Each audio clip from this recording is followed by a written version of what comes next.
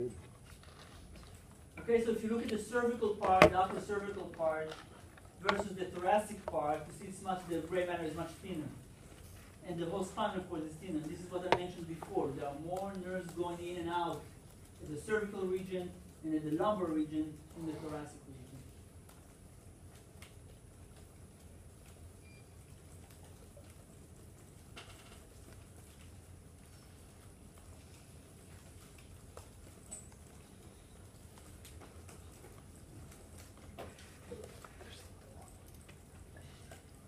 So as I said, the inner structure itself throughout the spinal cord is the same.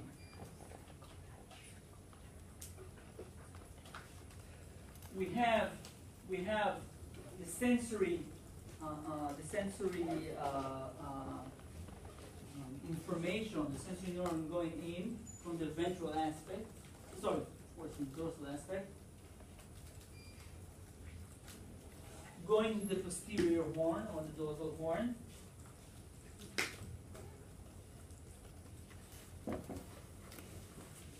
And the ventral motor neuron is here, and then it projects outward.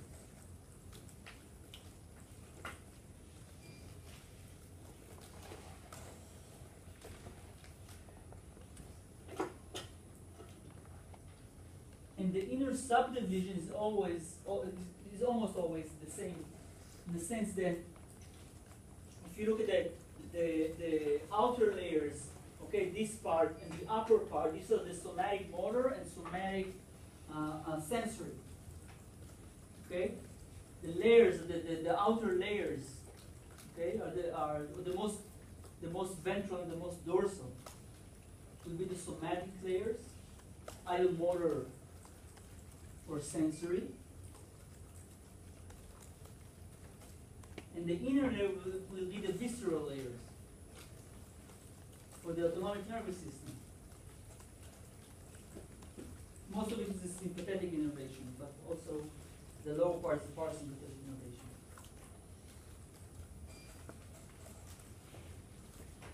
So what does it mean, autonomic innervation, visceral information, motor and sensory? So, for example, pain from internal organs or visceral sensory. And the fact that, let's say, for example, we change the rate of our hearts through the sympathetic system, that means that eventually there's a motor neuron going from the spinal cord to the heart, to the SA node in that specific example. It changes the heart rate. Okay? So the fact that it's an internal system, an autonomic innervation doesn't change. There's always a motor component and a sensory component. But again, these layers or these subdivisions, of course, throughout the spinal cord, except for the fact that in top cervical layers and the lumbar areas, we don't have a sympathetic innervation. The sympathetic trunk comes out between T1 and L1.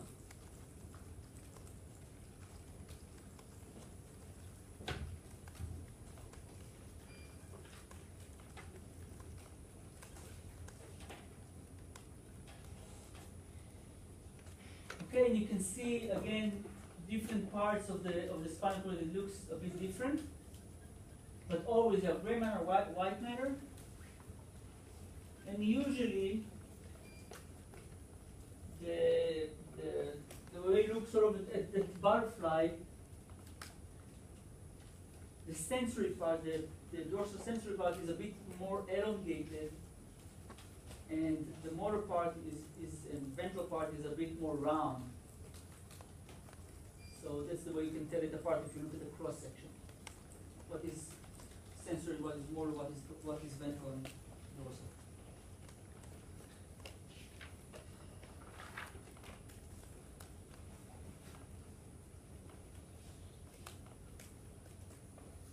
So when we look at the cross section, the spinal cord, there are two ways that we can subdivide it. Either by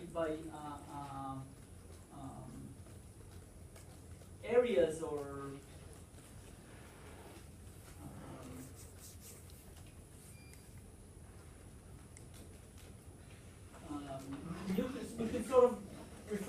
nucleus, just remember it's a one big column, but we can refer to it as nuclei or by layers. It doesn't really matter. They're sort of course related.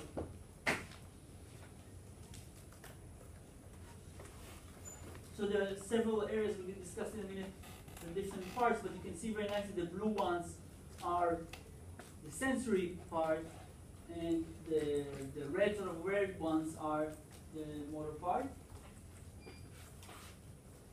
And each nucleus is responsible for certain function.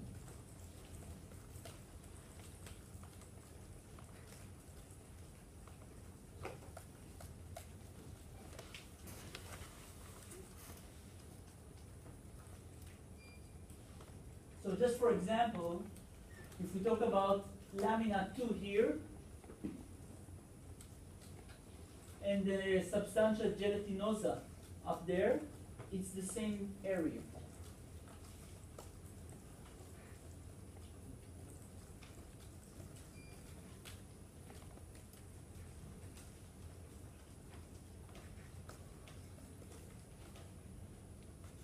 Okay.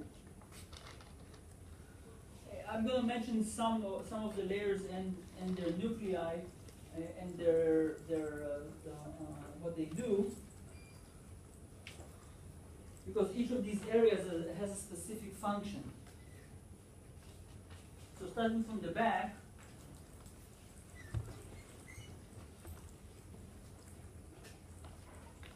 the first lamina,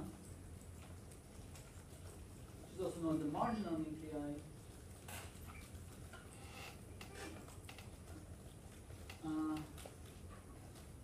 has to do with pain and temperature information.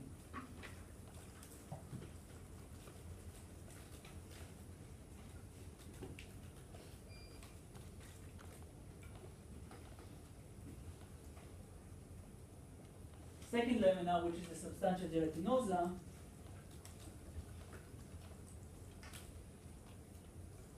is also with pain, but different kind of pain. So it's much more generalized pain.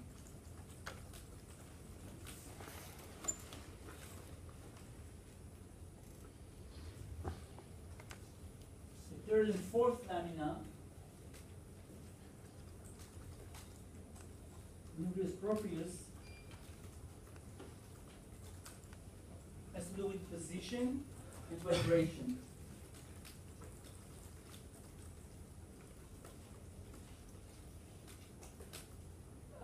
I want to say something about position. It's called proprioception. Did you talk about this? Yes, no, maybe.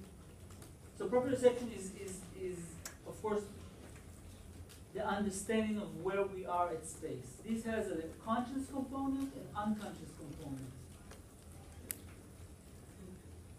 So just to give you a very basic example, even if I do this, I can clap my hands. Okay, even I don't see my hands, because I know at each muscle spindle, and I know where my limbs are at space.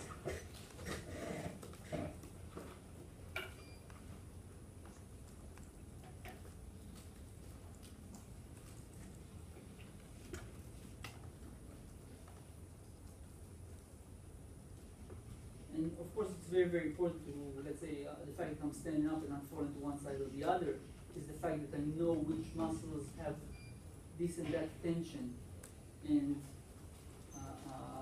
the way I am,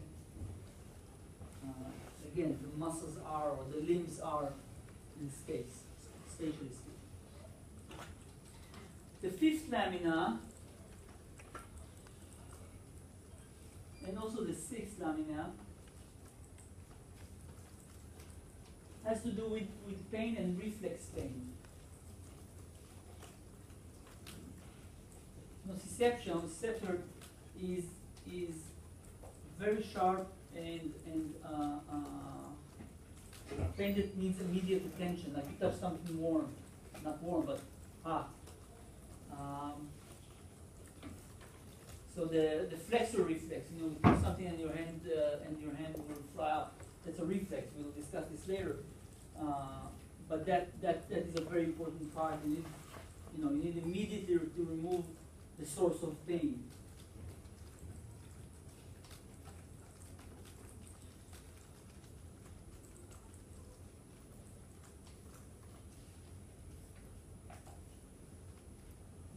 It also moves sensory information of unconscious proprioception, meaning, for example, how fast our heart is beating right now, or the way our the GI tract is contracted. Okay, where is food right now in the GI tract? We don't know that it's unconscious, but it's there. The seventh lamina, if it exists, usually you see it, most of it will be at the thoracic area. Is for the sensory and motor innervation of the sympathetic and parasympathetic fibers. If it's parasympathetic, it's lower down. It's in the lower parts of the sacral, in the sacral, the end of the lumbar and sacral area.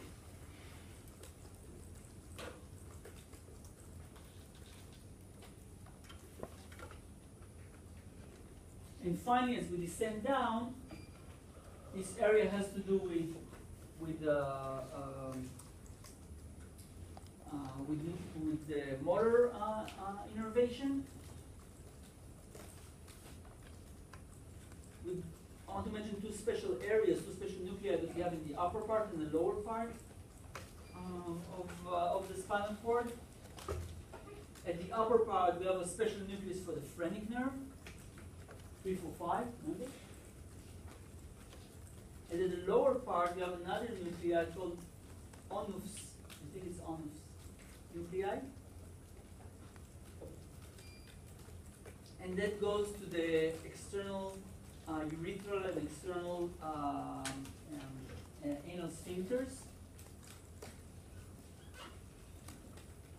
It's a very important nuclei for the passing of feces and urination.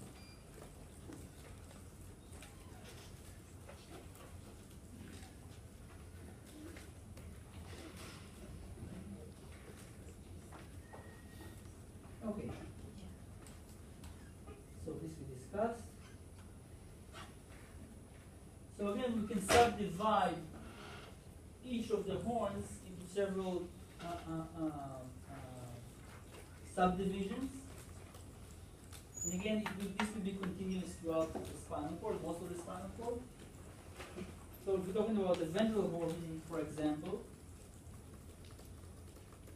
we're talking about the medial aspect will mostly have the axial muscles.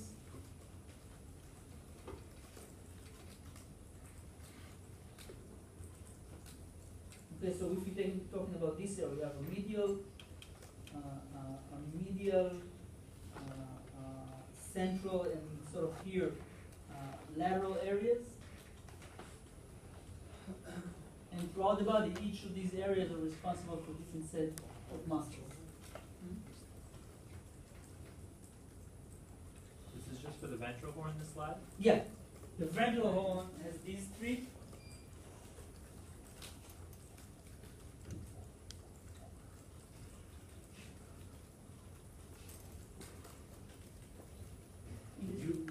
Can you go back? Could you point out the locations again? Yeah, sure. Let me try to draw. So we have a medial part, just the gray matter, of course. Central part, and the lateral part.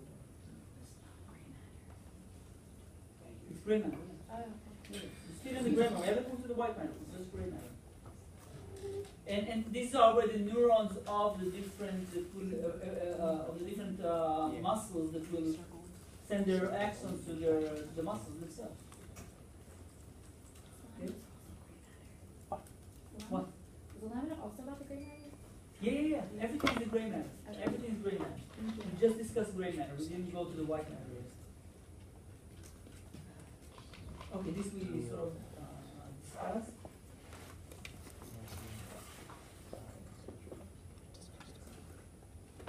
The lateral horn, for example, you see it over here. Just this part.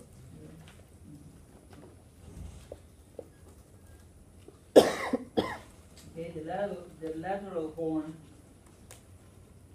you would mostly see the thoracic area for the sympathetic innervation, and then lower down at the end of the sacral part, you see the parasympathetic neurons innervation.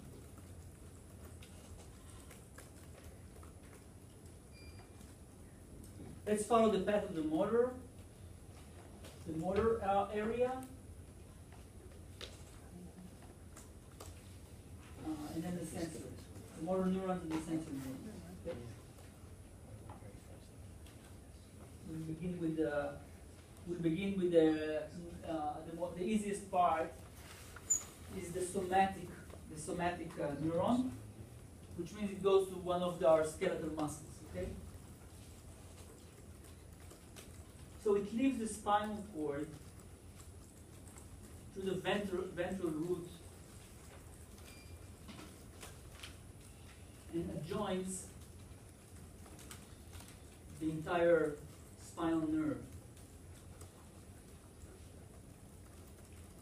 Of course, the cell body is within the gray matter, and then the axon can be very, very long, going all the way, let's say, to the feet, to the hands.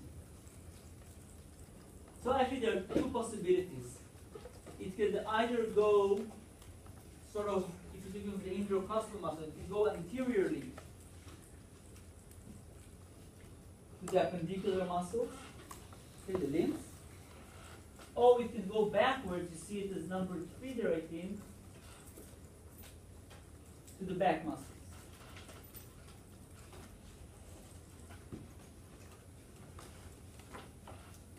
So we have one big spinal nerve with anterior division and posterior division. Okay?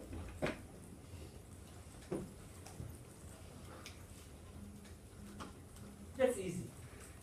The sympathetic part is a bit more difficult, a bit more complex. Because there are several options. We're talking about motor sympathetic. Did you talk about this in an ad? Not at all? I'm sure Okay. But you did see the sympathetic chain, right? Yeah. So the way the sympathetic chain or trunk is working, as I said, it is motor, like any other skeletal muscle motor-wise, except that instead of moving skeletal muscle, it moves either the heart or smooth muscles. Okay? So it can be movement of as I said, the heart is a good example. Movement of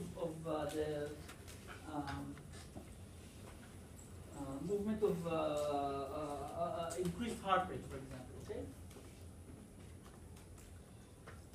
The easiest. So we follow the blue. We'll follow the blue neuron that goes up. Okay. We'll first discuss the easiest possibility, sort of.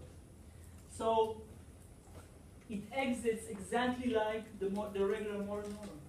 It goes with the ventral root, but it doesn't go straight into the spinal nerve. It first goes through what is known as the white rami communicantis, the white communicating ramus.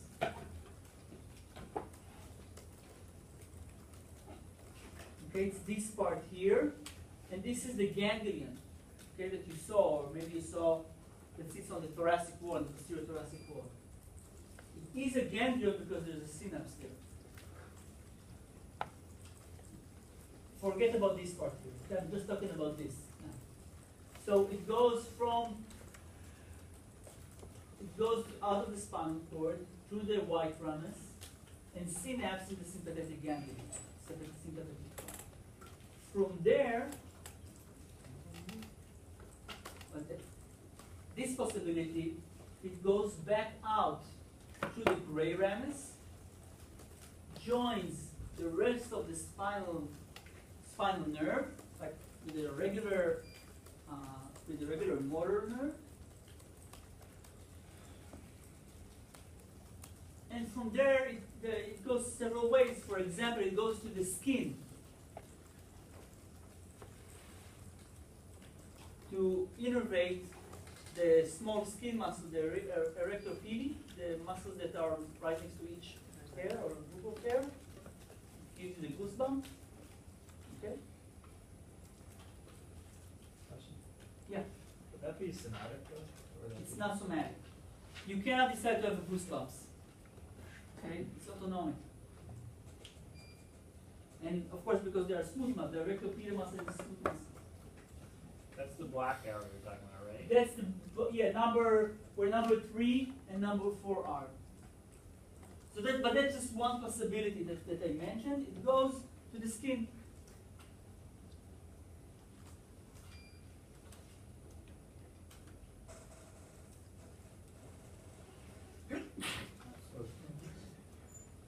Okay. The way, by the way, just a sec. Let's say you want sweat is also done this way. It says somewhere here, it goes to gland, smooth muscle glands. That's the apocrine, for example, apocrine glands that secretes sweat. And basically it goes to the skin. How does it get, let's say, to the cervical area? Because as you might remember, there is no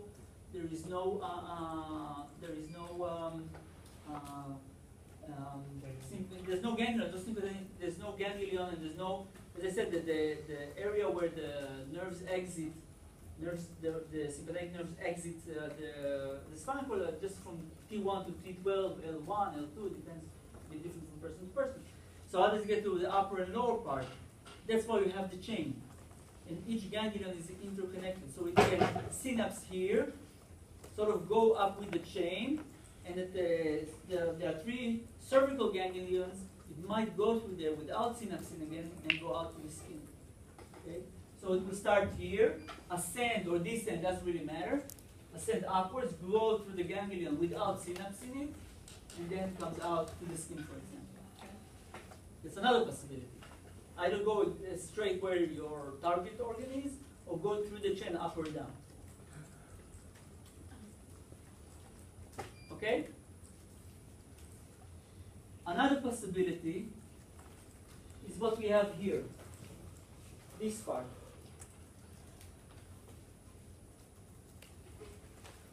These also have several possibilities. Together, these are nerves that are going to internal organs.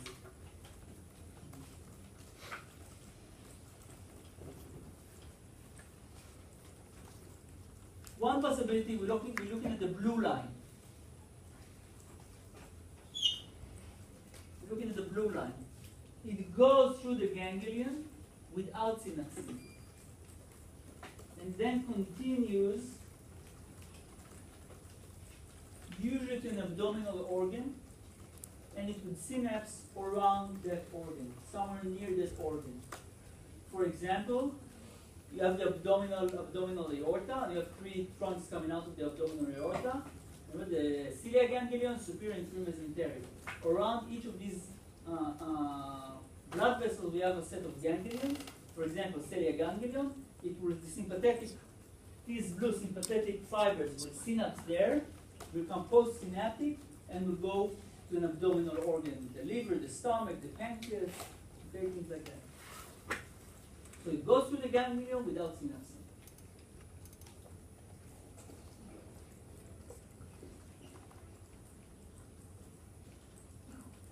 It can also go through the ganglion, the black line.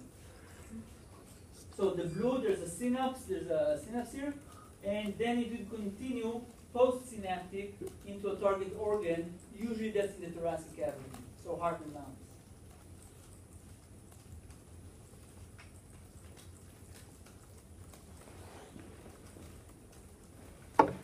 Wait, so the ones in the thoracic cavity synapse earlier, and then the ones in the Yeah. abdominal cavity synapse at the organs?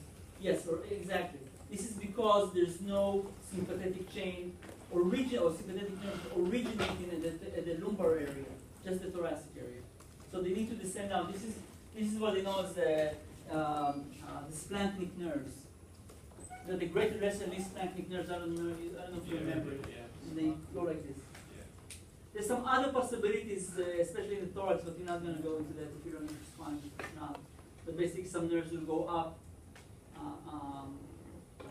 synapse in the cervical area, and then goes down into the heart and thoracic organs.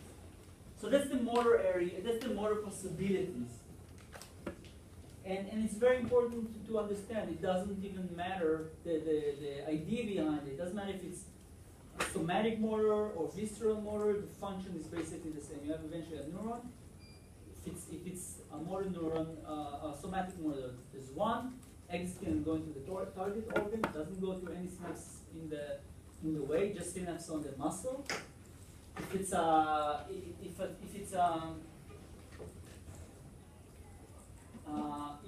sympathetic motor neuron, it needs to synapse somewhere along the way, either within the ganglion or near its target organ. Okay.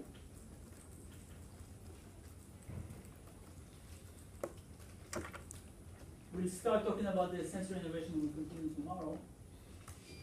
But also here we have several possibilities. We're going to talk first about the regular somatic sensory.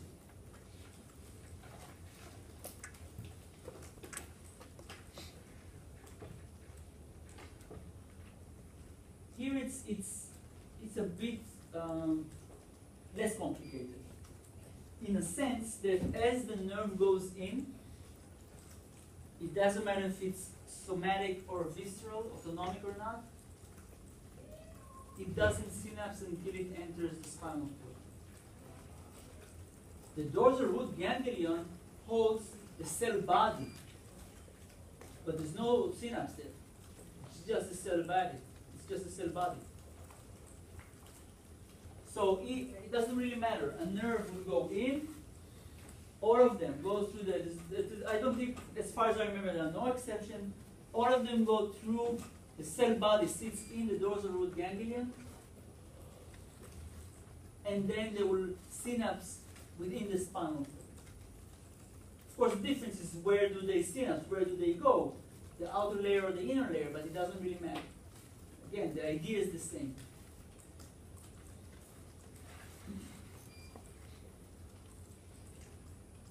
The only difference is what kind or what type of organ they are connected to. Is it a muscle spindle, so they know how much traction is in the muscle? Just a sec. Are they going from the skin? They can sense either temperature, pain, vibration. But that's the organ they are attached to within the skin. Once they leave the skin, the basic function is the same. The cell body is in the dorsal root ganglion and then goes to the spine. Yeah. Why doesn't it synapse in the dorsal root? Because there's no synapse there, it's just cell bodies. The type of nerves that are there are called pseudo-unipolar. So they look something like this. This looks like a one big axon, and then the cell body sits like this. So we call this part the dendrite and this part the axon, but actually you can't tell it apart. Okay. So the reason why it looks like a ganglion is because of the way the axons look. No. No, because there are cell bodies here, but not synapses. Okay. And this is actually important because just remember that a lot of medication, drugs, work on synapses, not on the nerves themselves. Like even chemical war agents, things like that, they work on synapses, of course. Except in usually the motor area, motor synapse. Okay, so we'll stop here and we'll continue. Yeah. I just want to make sure, so the sensory fibers go up and down through the shunt? Yeah. Usually it's one, in certain areas they go up, and in lower areas they go down. Weird. Okay, so we'll continue tomorrow. Thank you. Yeah.